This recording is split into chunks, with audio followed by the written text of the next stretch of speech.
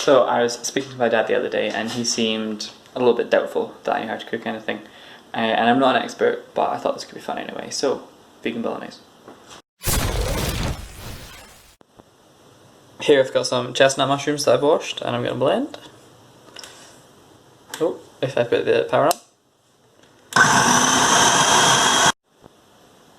Here's the finished product. Looks a bit minty even. The type of mushroom probably doesn't matter. I don't know. Next up, you want to prepare your mirepoix, which is a mix of onion, carrot, and celery.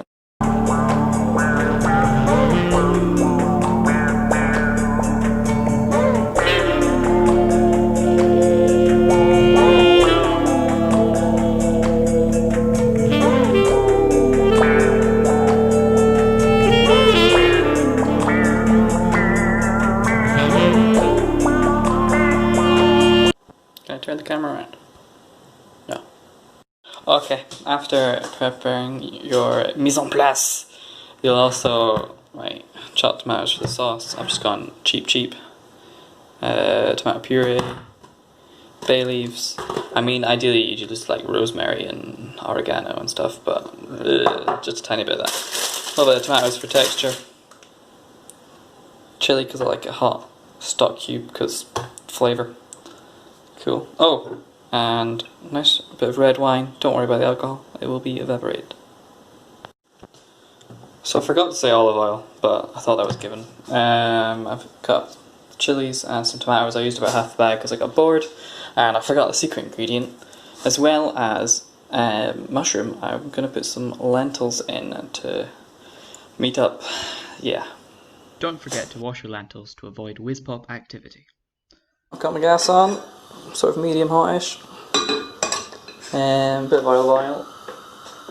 This stuff's technically fatty, but it's probably an appropriate amount, maybe a bit much. And then we'll just shove in your mirepoix.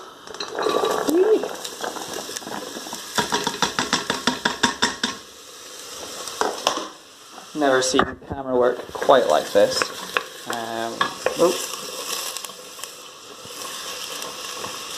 Let that soften up. There are some horrendously fancy bits of carrot in this. Look at that. So be better than me. Cut it. Things have softened up nicely, so I've added in the mushroom and the lentils. So we're going to give them a little bit of time to try and fry and develop some flavour. That's the international sign for flavour. Probably just a few minutes. Well, I've not actually tried this with the mushroom and lentil before, but last week I tried it with a vegan mince alternative. I think the problem was that it didn't really have the same fat as bolognese. I mean, I've never actually had beef mince, so I'm kind of just guessing.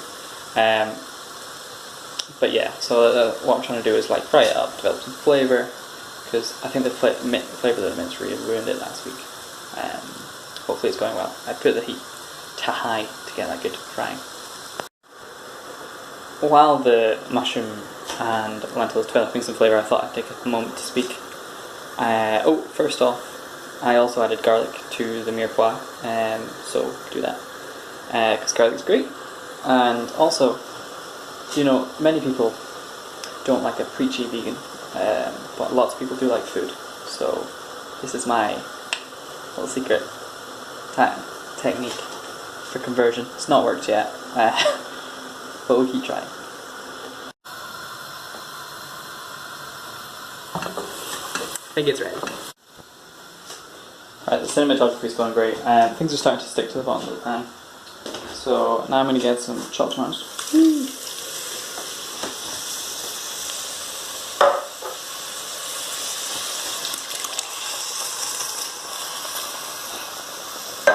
Damn. Here I added the other tomatoes, the chilli, 2 tablespoons of tomato paste, 2 bay leaves, and remember to take those out at the end, a vegetable stock cube, a small amount of Italian herbs, and a teaspoon of salt. All that good stuff.